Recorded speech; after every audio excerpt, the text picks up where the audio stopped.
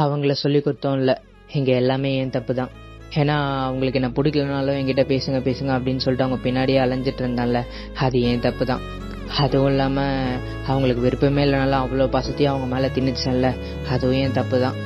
நான் இல்லாமல் அவங்க சந்தோஷமாக தான் இருக்காங்க, ஆனால் என்னவோ தெரில அவங்க இல்லாமல் எனக்கு ஒரு மாதிரி கஷ்டமாக இருக்குது. எனிவேஸ், நான் இல்லாமல் அவங்க ஹாப்பியாக இருந்தாலே போதும். நான் திரும்ப அவங்க லைஃப்பில் இன்வால்வ் ஆகி அவங்கள ஹர்ட் பண்ண விரும்பலை. எங்கே இருந்தாலும் நல்லா இருந்தாலும் வாழ்த்திட்டு போக வேண்டியது தான். இப்பெல்லாம் எனக்குள்ள ஓடிட்டு இருக்க ஒரே கேள்வி, இங்க நான் மட்டும் ஏன் எப்படி இருக்கேன்?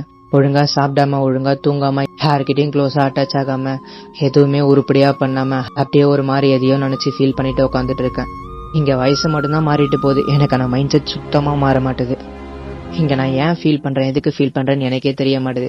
அட்லீஸ்ட் லைஃப்லயாச்சும் ஏதாச்சும் உருப்படியா பண்ணலான்னு சொல்லிட்டு ஏதாச்சும் நினைச்சாலும் கடைசியில அது ஏதாச்சும் ஒரு ப்ராப்ளம்ல போய் முடிஞ்சிருது. அதனாலே எதுவுமே பண்ணவும் தோண மாட்டுது. நான் ஏன் இப்படி இருக்கேன்னு எனக்கே தெரிய மாட்டேது.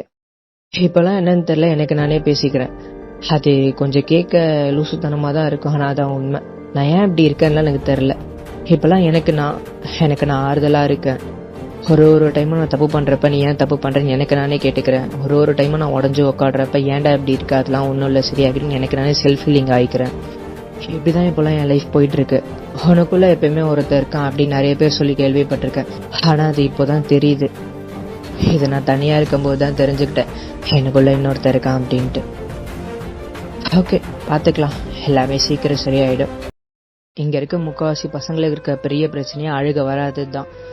எவ்வளோ கஷ்டம் இருந்தாலும் உள்ளுக்குள்ளேயே வச்சுட்டு அழுகவும் முடியாம சிரிக்கவும் முடியாம ரெண்டுத்துக்கும் நடுவில் மாட்டிட்டு முழிக்கணும். அதனாலதான் என்னவோ தெரியல, எல்லாத்தையும் உள்ளுக்குள்ள வச்சுட்டு யாரோ ஒருத்தங்க மேல கோவமா கத்தி அவங்கள ஹர்ட் பண்ணிடுறோம் போல.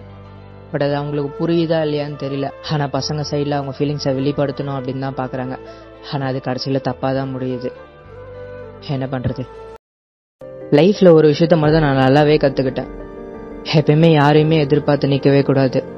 நமக்கு ஒரு விஷயம் நடக்கணும்னா அந்த விஷயத்த நம்ம சக்சஸ்ஃபுல்லா முடிக்கணும்னா நம்ம மட்டும் தனியா இருந்தா மட்டும்தான் அதை முடிக்க முடியும். இன்னொருத்தவங்க கூட வந்து நமக்கு ஹெல்ப் பண்ணுவாங்கன்னு சொல்லிட்டு வெயிட் பண்ணிட்டு இருந்தா கடைசி வரைக்கும் அந்த விஷயம் நடக்கவே நடக்காது. முடிஞ்ச அளவுக்கு தனியா எல்லாத்தையுமே பண்றது உனக்கு நல்லது. ஏன்னா யாரு வேணா எப்போ வேணா எப்படி வேணா மாறலாம். அப்புறம் கடைசியில நீதான் ஹர்ட் ஆகி நிற்ப. பட்டவன் சொல்றேன் கேட்டுக்கோ, அப்புறம் உன் இஷ்டம்.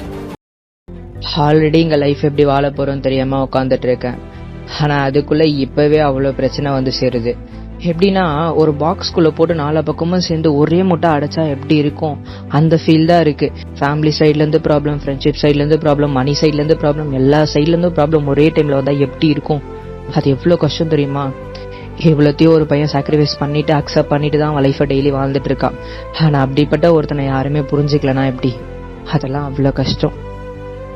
ஆனா இந்த ஜென்ரேஷன்ல பசங்க மட்டும் அந்த வழியை அனுபவிக்கல, சில பொண்ணுங்களும் அனுபவிச்சுட்டு தான் இருக்காங்க. எனக்கு தெரிஞ்சு என் லைஃப்ல நடக்கிற எல்லா பிரச்சனைக்கும் இங்க ப்ராப்ளம் யாருன்னு கண்டுபிடிச்சிட்டேன் ஒரு வழியா.